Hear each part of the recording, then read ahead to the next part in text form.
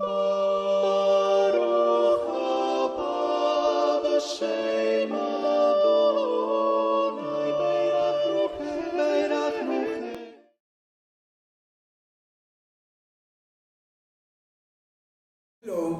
everybody.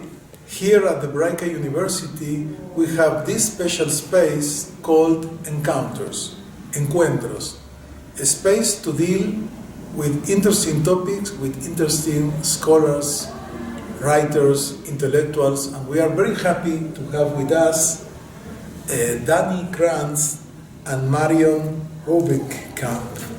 So, first of all, thank you for coming and thank you for being with us. And I would like to ask you to introduce yourself. Who is Dani Kranz? Who is Marion Röwekamp? Please. Thank you for having us here.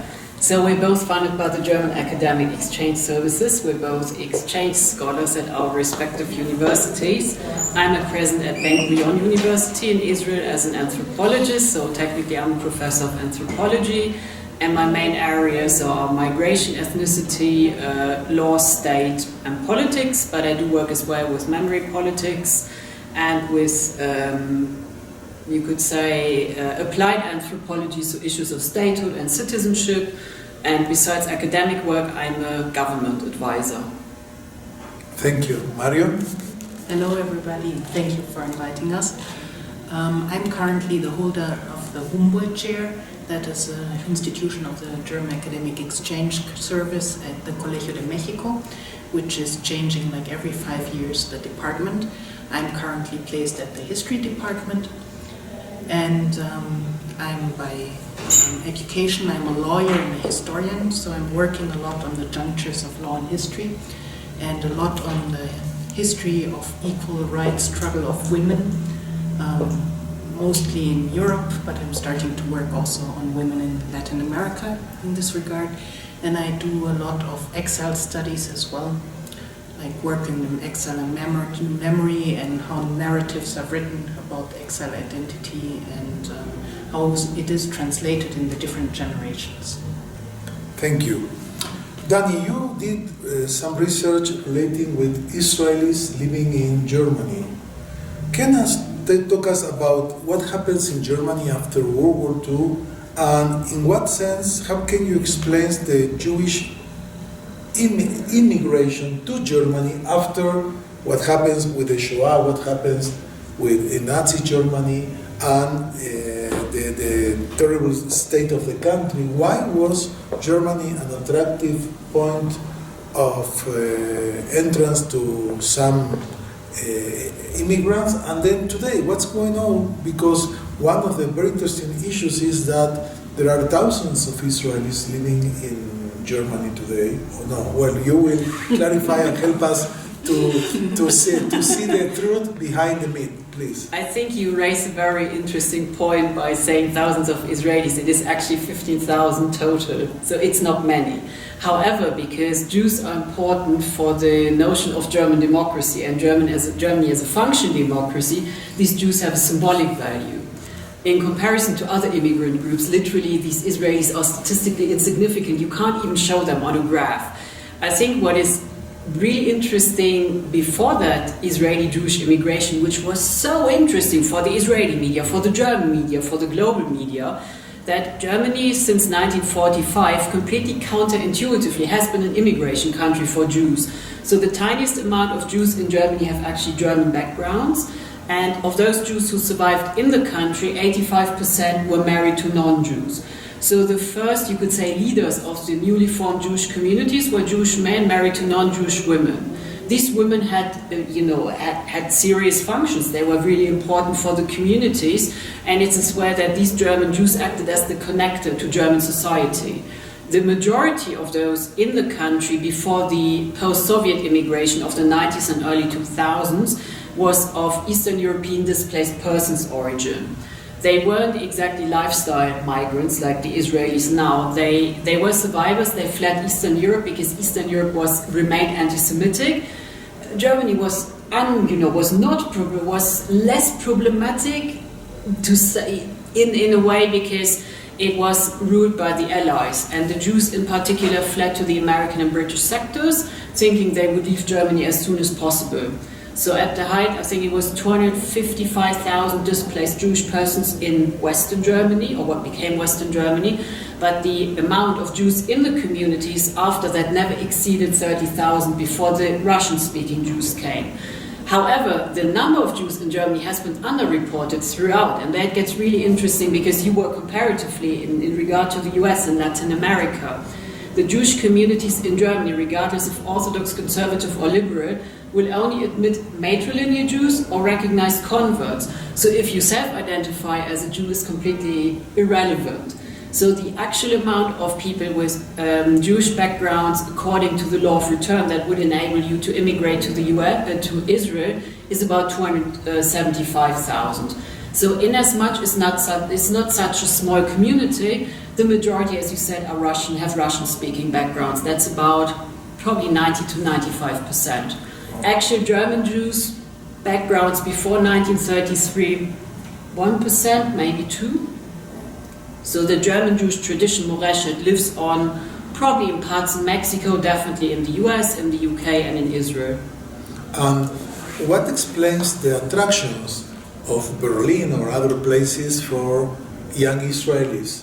That I agree with you, it's not such a huge number of people, and I read lately that the percentage of emigration from Israel is about 7 to 8% of its population, which is something according to what happens in Germany, in Italy, in many other countries, in many developed countries, this is something natural. But what attracts the Israelis to go back to a place where you have a dark history and a memory which is at least problematic? As we conducted this huge quantitative and qualitative study of Israelis in Germany, these Israelis are comparable to, as you said, people from other countries. They're young, they're highly educated, mainly born after 1974, majority self-identifies as Ashkenazim, 80% have at least a bachelor's degree, so they don't really compare to the Israeli population as such. They define themselves as secular and as well as politically moderate to left. So they feel that the space in Israel is becoming marginal for them, and Berlin is a hype city. So the actual reasons when you talk to Israelis, Spaniards, Mexicans, Americans give you the same reasons. And the age of, I would call it, dark tourism is pretty much over. For them it's fun, it's lifestyle, and then as well for Israelis, German partners. Germany and Israel have so many exchange programs that the German-Israeli interfamilies which have been forming are the unintended, you could say, collateral gain of these projects. So about 30% of all Israelis move to Germany for love. They love migrants, which is then again not uncommon. I guess most Germans in Mexico are as well love migrants. Interesting. And Marion, tell us about your research on Jewish lawyers, women lawyers after the war, and what happens with them in terms of returning or staying abroad. What did you research about this topic? Actually, that was part of my PhD topic, which was on the first female lawyers, and it had just happened that a third of this group was of Jewish origin or Jewish. And I want to understand, 1/3 of the first female lawyers were Jews in Germany. In what year? Do you know what years? When women could start studying law in Germany, depending on the German states, from 1900 to 1908 was like the opening in Prussia. Mm-hmm. And then they could not do their state examinations. Only from 1922 on, women were allowed to enter the legal professions. And in all this process, in the group of the first female lawyers that were like fighting for the access to these professions, 1/3 more or less of this group, especially in the first generation, were Jewish. It also, like, the more women started to study, the smaller the percentage of the Jewish women became. But like the first generation of the first female lawyers group, it was like a high percentage of Jewish women. to what do you attribute this prominence in terms of numbers? Well, what we see is like an over-representation of the Jewish women and an under-representation of Catholic women. And the over-representation of Jewish women, like, there's always like the idea of that Jews were like going for the free professions a lot, like for medicine and law, because that was something usually the fathers told the daughters that you have in your head and nobody can take it away from you. And as Jews could for a long time not enter all professions, especially not the civil service, and especially for women, not the educational sector, that means the Jewish women could less easily become teachers. So they went into the professions that were like possible for them to enter. And then a huge group of fathers were already lawyers, so they basically learned the law already at home. So many of the female lawyers, they talk about like they were taking the files of the fathers in their strollers and of the dolls like from room to room and bringing it to. They were sitting under the desks of the fathers when they have clients there, and they developed very early like a sense of social justice. And many of these women also said they studied law because they wanted to address the basic social inequality that they felt. And many of them also because often the fathers died early and the moms got like into problems because of the law. Because the family law at that point of time was that women were not like having a full legal personality, so they came into trouble with the law a lot, and the daughters saw that in their moms and they wanted to overcome that and also like fight for equal rights of women. So it was something in between emancipational ideas for women and for social justice. And what happens with those women after the war, after the Shoah? Many of them, I assume, they emigrated to different countries. Did they come back? Did they stay away? What were the factors that promote their immigration or not staying in the countries in which they were already living? Most of them escaped Germany pretty early, and that you see like in different age cohorts. The younger ones went first, the parents sent them away, and they usually restudied law in their exile countries. And there they went a lot to Great Britain. Most of them went to the United States, and very few went to Israel. And there you also see like different kinds of, in the US, many of them returned to legal professions. In Great Britain, some of them did. In Israel, almost nobody did.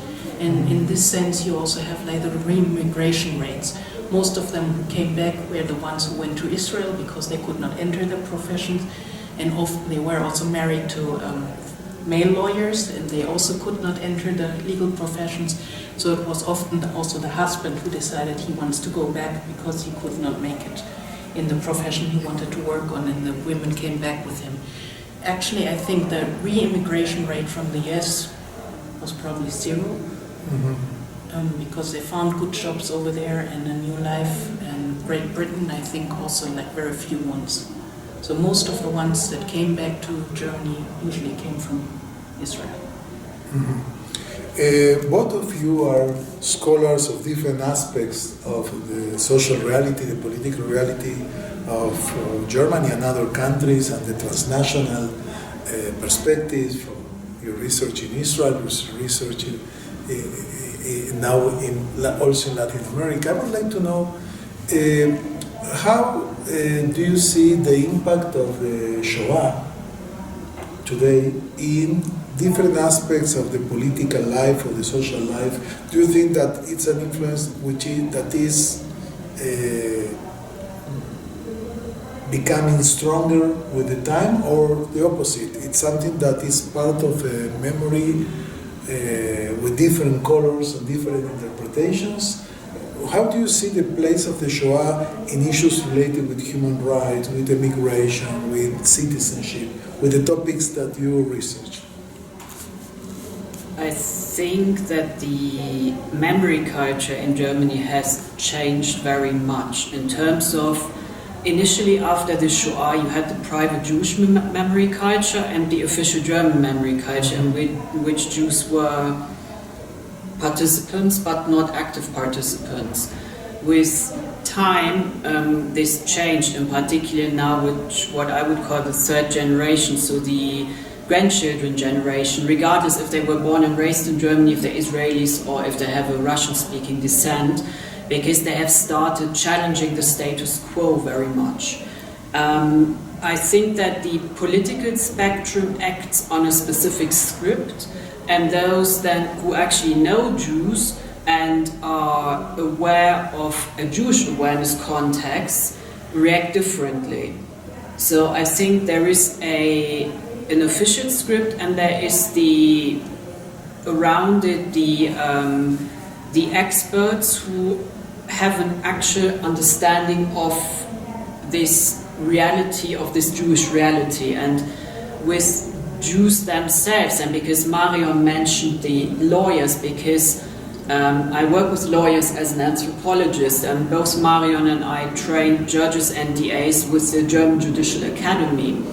The awareness context of this generation of lawyers, basically Marion's and mine, even younger, sometimes your generation, so it's a mixed bag. They're actually interested, they have questions, and they don't have this fear of asking. And I think a lot of it comes from that there is, even though Jews are an insignificant minority in actuals or in totals, there are enough Jews who are capable of speaking the German language at a native level and who entered higher professions, so they can actually pull some weight. And I think the same is happening with minority groups in the wake. So you have an impact on general human rights, I would say, because Germany slowly comes to terms with its diversity. Diversity was destroyed in 1945, there wasn't any more.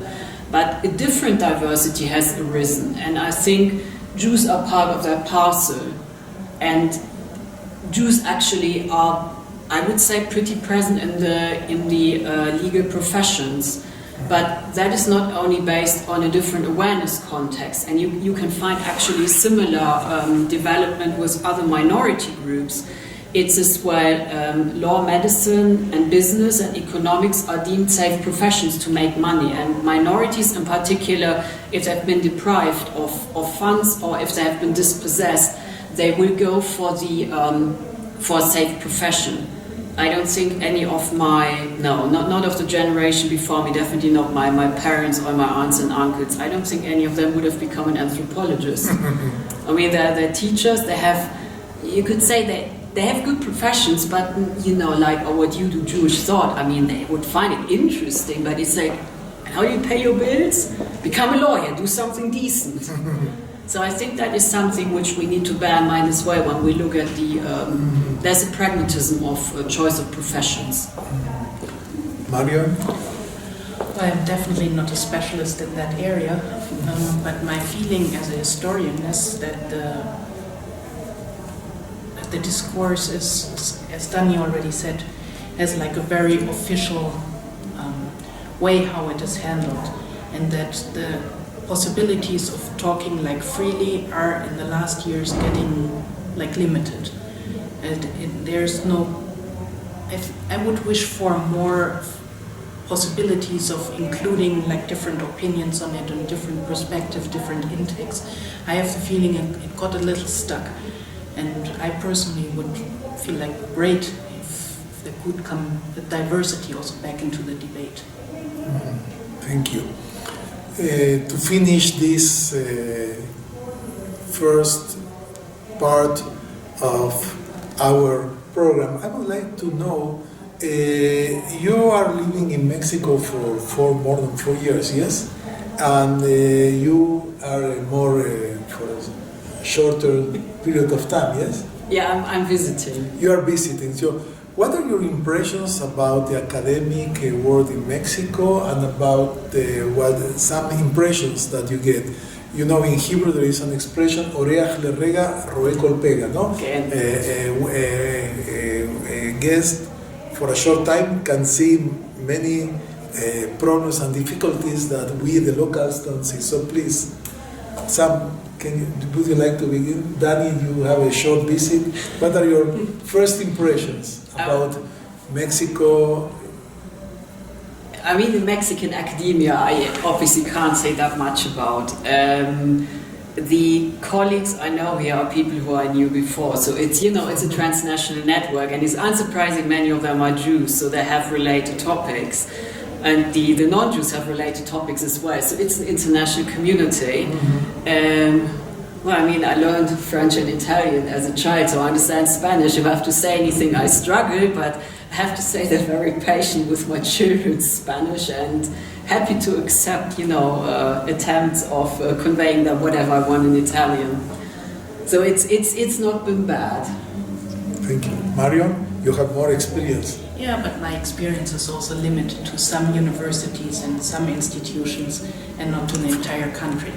And like the institutions I have worked in, which is also the UNAM and the Colegio de Mexico, in the history department, I see that there's a big focus only on Mexico. That is something that if I would utter a wish, I would wish also for an opening in that sense, like more for studies of other areas of the world. Okay, well, thank you, Professor Dani Kranz.